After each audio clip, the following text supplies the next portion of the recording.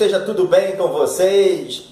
A tradição de contar histórias enquanto saboreamos um bom copo de cerveja sempre foi um hábito no decorrer da história humana. Não sei se vocês, mas a minha imaginação sempre me leva para o norte da Europa. Quem sabe a Germânia ou as terras vikings. Lá eu me vejo numa taverna cheia de gente, todos a cantar, a dançar, rir alto, com os horns, aqueles copos de forma de chifre, cheios de cerveja com espuma a entornar e me confraternizando com os guerreiros que narram os seus feitos por meio de suas sagas fantásticas numa noite fria. É assim que eu me vejo, meus amigos. E vocês? Então, hoje nós vamos beber, quero dizer, nós vamos conversar sobre a história do livro dos recordes e o que ele tem a ver com cerveja. Mas antes, então, hoje nós vamos beber, quero dizer, nós vamos conversar sobre a história do livro dos recordes e o que ele tem a ver com cerveja. Mas antes, vocês já sabem, vocês vão se inscrever no canal, apertar o sininho aí para receber as notificações, curtir o trabalho da gente, comentar, compartilhar o vídeo com os seus filhos, amigos, familiares, distribuir a sementinha. E hoje o que mais tem nesse vídeo é falar de sementes. Semente do conhecimento, semente do prazer de saber. E agora vocês também podem acessar os nossos conteúdos no Instagram, @sobrevivência em livros. Meus amigos, antes de entrarmos no nosso assunto, é muito importante, eu ouço muitas pessoas dizendo por aí sobre cerveja saborizada. Meus amigos, isso não existe. A cerveja já tem o seu sabor de forma natural por causa dos seus ingredientes e como eles são tratados. Nós vamos ver isso ao longo do vídeo, para que cada cerveja tenha a sua qualidade e seu sabor específico. Saborizar alguma coisa é, além daqueles ingredientes, eu colocar algo que não seja natural para alterar o sabor natural. Por exemplo, água saborizada ou flavorizada também, que as pessoas falam muito, vendo de flavor do inglês. Mas quando você faz uma água saborizada, você tem o ingrediente, que é a própria água em si, e acrescenta ali umas doses de limão siciliano, pouquinho. Então você transforma aquela água em água saborizada. Então as cervejas não são saborizadas, porque senão eu vou acrescentar alguma coisa. Então, essa é a diferença. Todas as cervejas são naturalmente com os seus sabores provenientes do preparo. Então os sabores são naturais. Não existe cerveja saborizada. Fique bem registrado isso aqui, meus amigos. Mas todos nós, em algum momento, já ouvimos falar no famoso livro dos recordes. Mas poucas pessoas sabem ou associam que ele pertence à famosa cerveja do país dos duendes, a irlandesa Guinness. Pois é, meus amigos, essa é um detalhe muito importante agora que a gente vai ver, que é a história da cerveja. Como a cerveja apareceu? A cerveja é muito antiga e nos leva para a época dos faraós, quase 6.000 anos atrás. E acreditam os arqueólogos que a cerveja apareceu muito antes até do que os faraós. Mas vamos, por motivos históricos, fixar o surgimento da cerveja a partir deles. No Egito, os arqueólogos encontraram ânforas e potes com vestígios de cerveja. Agora, meus amigos, na Europa, tradicionalmente, desde a Alta Idade Média, que abrange os períodos entre o ano 400 e 1300 depois de Cristo, A produção de cerveja era feita em, vocês sabem, monastérios. Isso mesmo, muitos monges eram responsáveis pela fabricação em grandes barris de carvalho. Muitas marcas europeias existentes até hoje foram criadas por volta do século XIII. Vejam bem, eu estou falando do século XIII, a partir de 1201, como a belga, famosíssima belga Leffe, com data de fundação em 1240, meus amigos. Ela foi criada na Abadia de Notre-Dame de Leffe, se localiza na cidade de Namur, ao sul da Bélgica. Enquanto instituição religiosa, foi fundada em 1152, para vocês verem como é muito antigo. Naquela época, a produção de cerveja atendia apenas os monges da ordem premonstratense, formada em 1119 por São Norberto em Prémontré, em Laon, norte da França. Eles eram conhecidos como os sábios da cerveja. Por causa da escassez de alimentos que assolou a Europa, a partir de 1240, os religiosos passaram a produzi-la em uma maior quantidade para atender também a população. Desde então, essa data marca o ano da fundação da cervejaria. A Leffe até hoje segue a histórica receita rígida e tradicional. É muito interessante, meus amigos, que em cada lugar havia uma receita própria. Na Bélgica era comum que os frades acrescentassem, e hoje os cervejeiros ainda acrescentam, nos tonéis, especiarias como coentro, salsa, folhas de maracujá e sucos de frutas como laranja, por exemplo, criando cervejas muito específicas, muito saborosas. Esse acréscimo é durante o preparo, lembrem-se, meus amigos. A cerveja Hoegaarden é fabricada desde o século XIV na vila de Hoegaarden, em Flandres, na Bélgica. Essa região flamenga é considerada o berço da tradição belga de cervejas de trigo. No século seguinte, já havia um grupo de cervejeiros na cidade e no século XIX já eram cerca de 30 cervejarias. Mas no início do século XX, as cervejarias de Witbier, que é o nome das cervejas de trigo da região belga e quer dizer cerveja branca, mesmo tendo um grande público fiel, entraram em declínio, porque não tinham como competir com as grandes cervejarias belgas por um mercado maior ou mesmo exportar sua produção.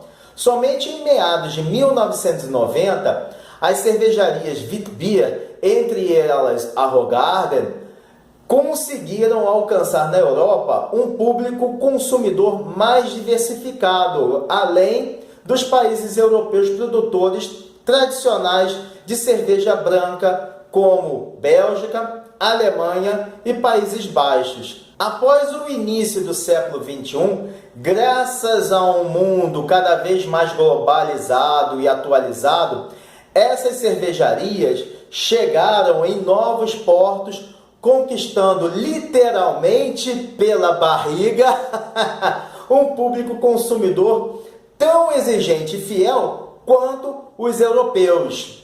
Uma outra cervejaria belga foi fundada em 1366, também na Idade Média, era Den Hoorn, ou o Chifre, na cidade de Leuven, no interior da Bélgica, quase 30 quilômetros a leste da capital Bruxelas. Quase 60 anos depois, em 1425, a Universidade de Leuven foi fundada e a cervejaria virou um ponto de encontro. Para vocês verem que a coisa é bem antiga. Universitários e cerveja sempre se misturam historicamente. Amigos, então, é dessa data que vem a chopada. Amigos, não demorou para que os estudantes naturalmente começassem pesquisas para aprimorar a produção de cerveja. Os estudos se tornaram prática e a prática, tradição. Resultado, até hoje, os laboratórios da Universidade de Leuven são usados para garantir e certificar a qualidade das cervejas belgas no país inteiro, meus amigos. Pouco antes do fim de 1717, então um mestre cervejeiro chamado Sebastian comprou a histórica cervejaria de Rhône. O ofício cervejeiro passou de pai para filho e de filhos para netos, consagrando o nome da família. Sebastian havia trocado o nome da antiga cervejaria para a cervejaria Artois. Algumas décadas depois, a cervejaria Artois produziu uma nova receita para a edição de Natal. A cerveja era brilhante, clara e de sabor refrescante. Por isso, deram-lhe o nome de Stella, que é estrela em latim. Nascia, então, a cerveja Stella Artois, que atravessou os séculos e se tornou a cerveja símbolo da Bélgica.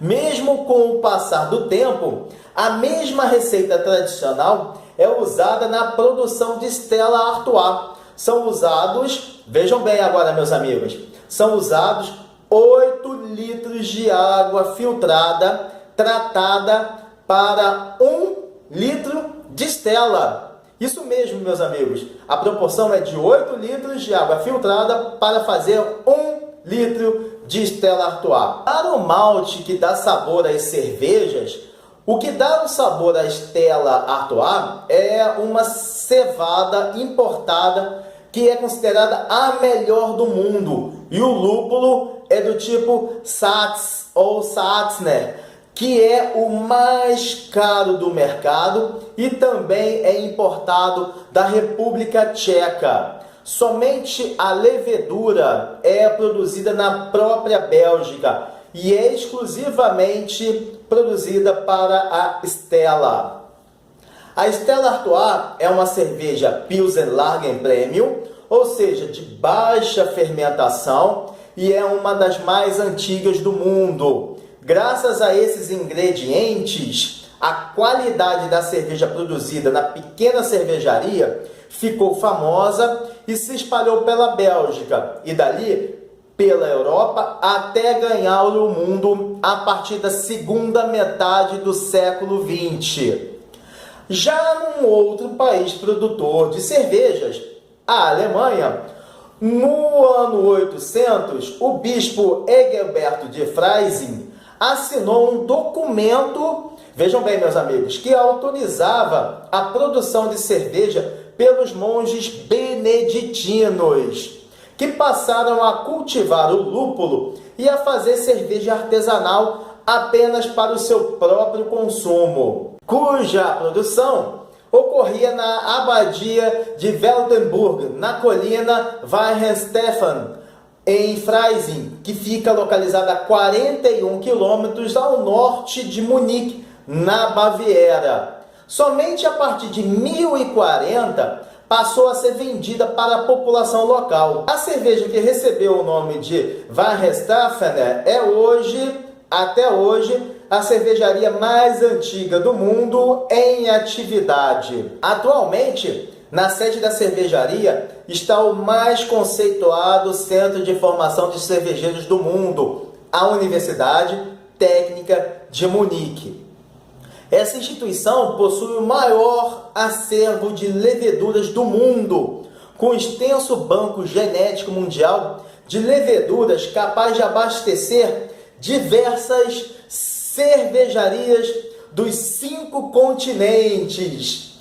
Comumente na Alemanha eram usados apenas 3 ingredientes: água, lúpulo e malte de cevada, com variações do grau de torra. Assim, em 23 de abril de 1516, preocupado em garantir a qualidade da bebida, o duque Guilherme IV da Baviera promulgou a famosa lei Reinheitsgebot, que é a lei da pureza da cerveja, hoje um dos mais antigos decretos alimentares da Europa, com 507 anos ainda em vigência. Uma outra história cervejeira interessante é a origem da cerveja alemã Paulaner.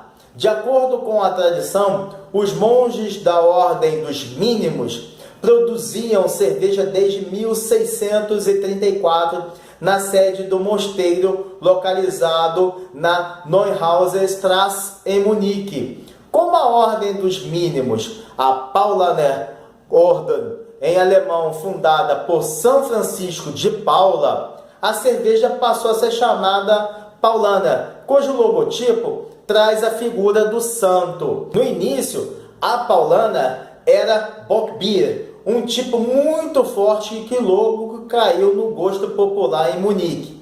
Durante dias de festas, a Paulaner era bastante consumida. Em 1799, a sede do mosteiro foi transformada em prisão.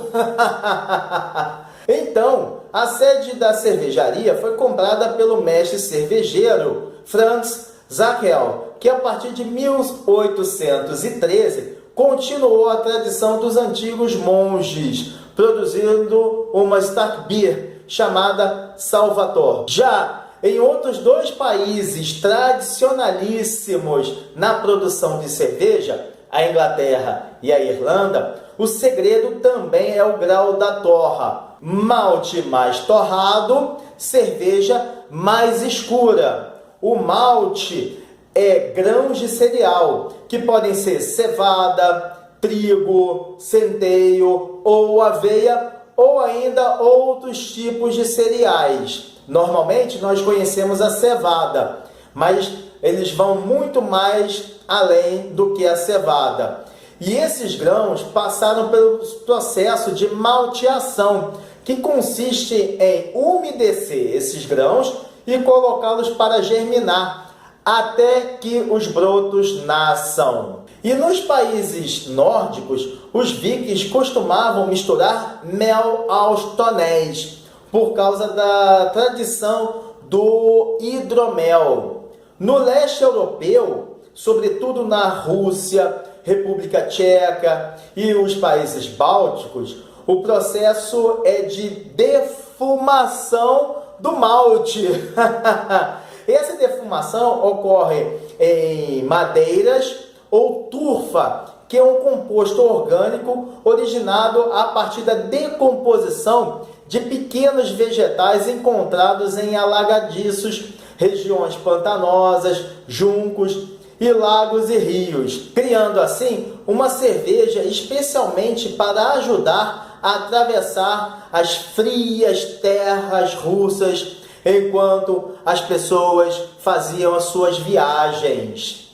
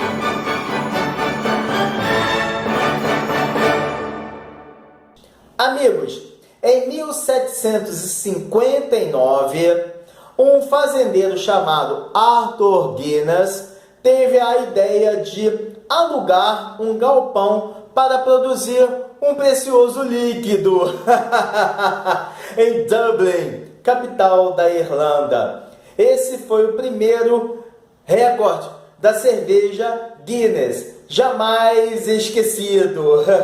Somente em 1862, a cervejaria adotou a folclórica harpa irlandesa como seu símbolo. Pessoal, em quase 300 litros, ou melhor, em quase 300 anos de história, os mesmos ingredientes são usados para fazer a cerveja Guinness: malte irlandês, água de Dublin, lúpulo e levedura. Agora, prestem muita atenção nesses números absolutamente incríveis. Hoje em dia, a cerveja Guinness é produzida em 60 países e distribuída para mais de 120, bebendo cerca de 80% do mercado mundial de cerveja preta. Em mais de 170 mil pubs do planeta inteiro são consumidos mais de 10 milhões de copos de aproximadamente 570 ml de Guinness todos os dias. No total, entre copos, latas e garrafas, suas vendas variam de 2,7 a 3 bilhões de litros de cerveja por ano. A Guinness é a 6ª cervejaria do mundo.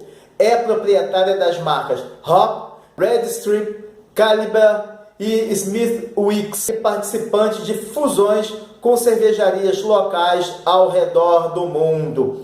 Sem trocadilhos, um verdadeiro recorde, né, meus amigos?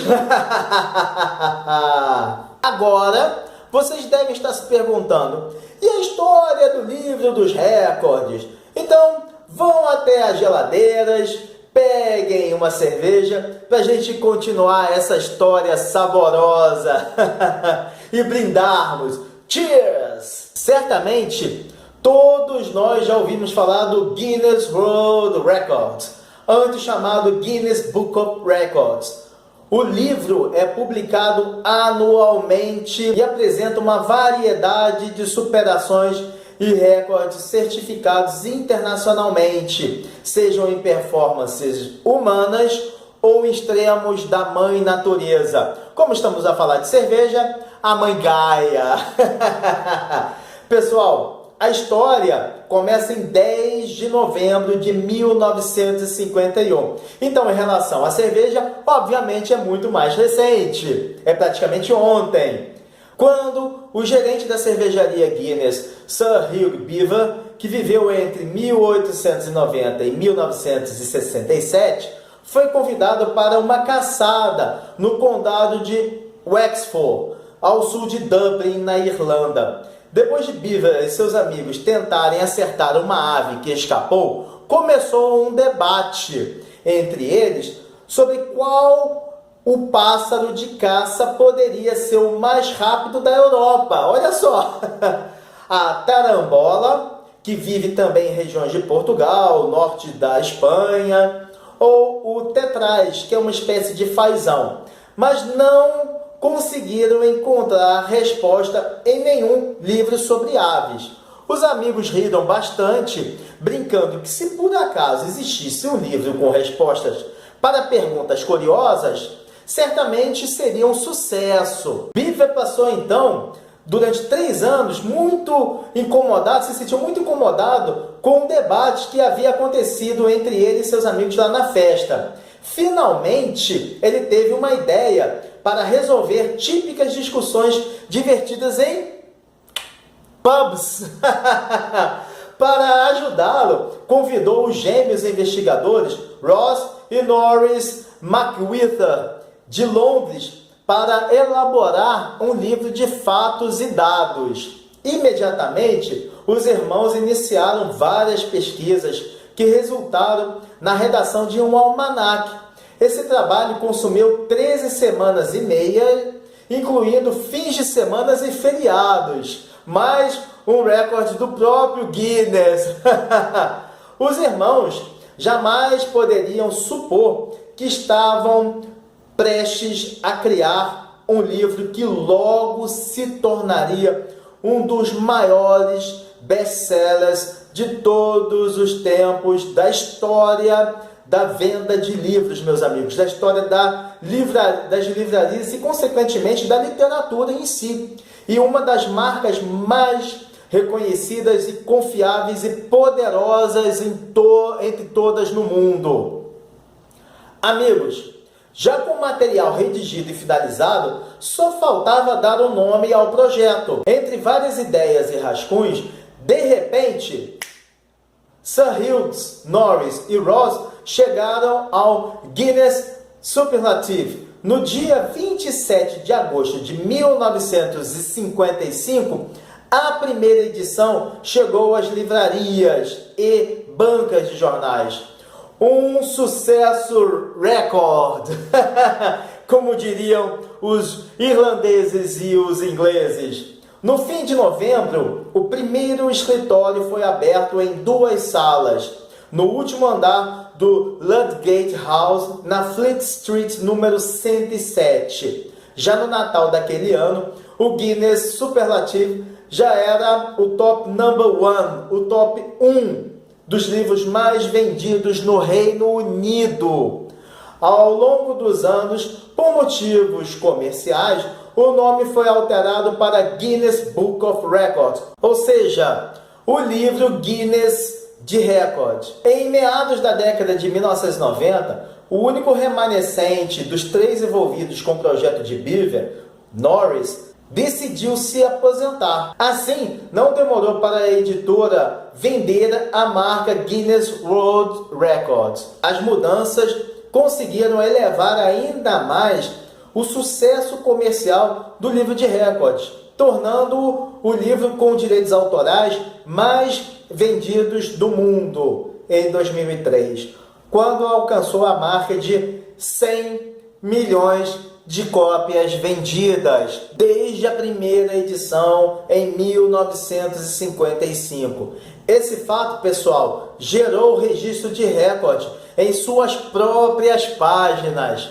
Além disso, diversas séries de televisão e vários documentários também foram produzidos. No ano de 2005, o Guinness escolheu a data de 9 de novembro como o Dia Internacional Guinness World Records, para incentivar a quebra de recordes mundiais.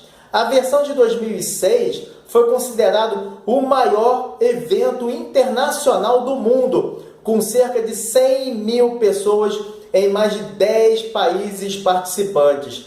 Naquele evento, houve quebra de 2.244 recordes novos, mais que dobrando as marcas do ano anterior. E agora, amigos, uma visita mais do que especial esteve em 2006 no escritório do Guinness, em Londres. Vocês sabem quem era? Vocês sabem? Michael Jackson, ele mesmo. O artista foi convidado para receber 8 certificados de recordes oficiais relacionados com a sua extraordinária carreira como cantor, compositor e dançarino. Desde o início de 2007, o Guinness anunciou a parceria com a Ask Me Now para um desenvolvimento de aplicativos para smartphones para o Guinness World Records. E por questões éticas, diversos recordes mundiais foram registrados e retirados depois, por colocarem em risco a saúde e a segurança tanto de pessoas quanto de animais, como o gato mais pesado, por exemplo. Uma certa época, muitos tutores de gatos começaram a dar muita comida aos seus felinos para que engordassem além dos limites. Vejam só, eu tenho um gato aqui, não vou fazer isso com ele. Na década de 1991, o Guinness Book também retirou recordes como comer e beber demais da categoria feitos humanos por comprometer a saúde dos concorrentes. Além dessas alterações, também removeram todas as competições de bebidas alcoólicas, como recordes de vinho, cerveja e drinks. Outras tentativas de estabelecer recordes tradicionais, como engolir espadas, ou fogo, ou vidro, ou ainda andar, deitar, caminhar, sentar sobre objetos pontiagudos, ou fogo, ou vidro, ou outros ainda mais malucos, como uma pessoa, vejam bem, meus amigos, que comeu bicicleta ou árvores. Isso mesmo, meus amigos. Uma vez uma pessoa se apresentou para tentar comer uma bicicleta. Outra se apresentou para degustar tronco de árvores. Ou então algumas pessoas que queriam engolir pregos. Todos esses foram excluídos por serem capazes de provocar risco de morte, não risco de vida, risco de morte, ou incentivar outras pessoas a outras bizarrices.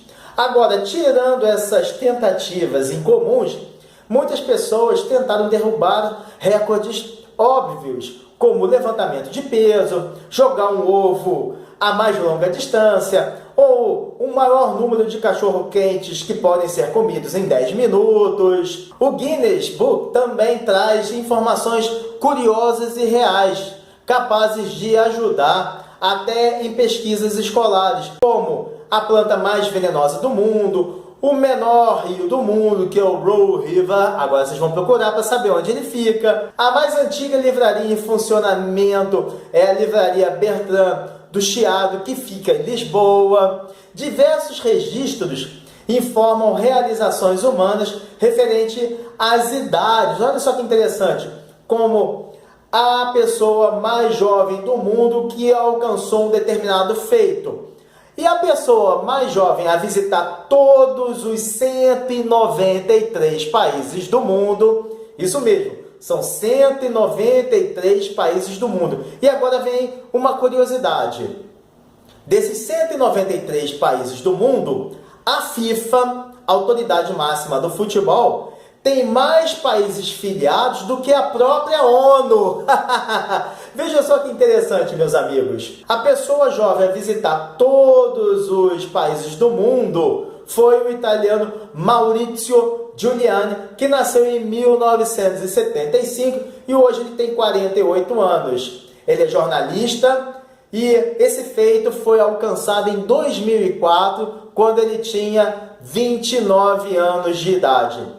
Pessoal, nas últimas décadas, a fim de se aproximar de um público cada vez mais interativo, o Guinness tem aberto museus em centros turísticos como Londres, Copenhague, São Francisco, Hollywood, Las Vegas, Atlantic City, Carolina do Sul, Tennessee, Cataratas do Niágara e Tóquio. Porém, alguns têm equipamentos expositivos de documentários e vídeos sobre recordes quebrados e estátuas mais altas do mundo. Muitos outros apresentam somente informações com fotos e textos. Hoje em dia, o Guinness World Records, que não usa mais o antigo título Guinness Book of Records, é uma marca internacional com escritórios em Londres, Nova York, Pequim, Tóquio e Dubai, além de representantes comerciais e embaixadores da marca ao redor do mundo. O livro tem versões em português, como o livro Guinness dos Recordes, publicados todos os anos. Então, meus amigos, seja sob a forma de um sonho pessoal, de uma vida toda, é inegável que o poder da quebra de recordes encanta os seres humanos todos os dias no mundo inteiro, dizendo, vou quebrar um recorde, quebrei o recorde. É isso que acontece, tudo é brincadeira. E foi através desse nome record, que ele entrou na língua portuguesa também, a palavrinha. E tudo da força da natureza e as realizações do homem podem ser lidas nas páginas do livro Guinness, assistidas em programas de televisão, curtidas em redes sociais e sentidas em catarse durante eventos ao vivo. Meus amigos, antes que eu me esqueça, eu queria contar para vocês mais duas curiosidades. A primeira, há mais de 700 anos, na região da Boêmia, na República Tcheca, é a capital das cervejas lagers, ou lagers, como as pessoas falam. Um exemplo é a cerveja Budejovic 1795, cujos ingredientes são água de fonte própria, retirada a mais de 270 metros abaixo da terra, e o famoso lúpulo de Saaz, que também é utilizado pela Stella Artois. Essa cerveja, meus amigos, é produzida pela mais antiga cervejaria da Boêmia, a Budejovic Metansky Pivovar, ou simplesmente BMP.